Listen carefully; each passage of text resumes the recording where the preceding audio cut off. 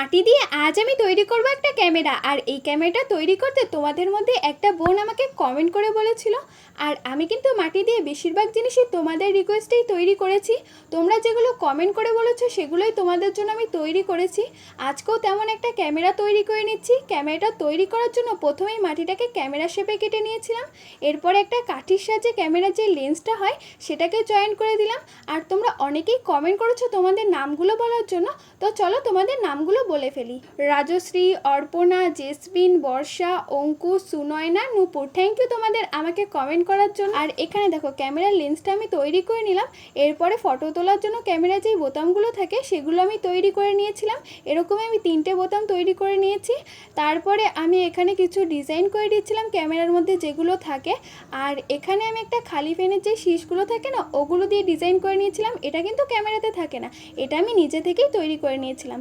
আর তোমাদের এই মাটি দিয়ে ক্যামেরাটা কেমন লাগলো অবশ্যই কমেন্ট করে জানিও। ভালো লাগলে একটা লাইক করে দিও। আজ আসি, সকলকে টাটা।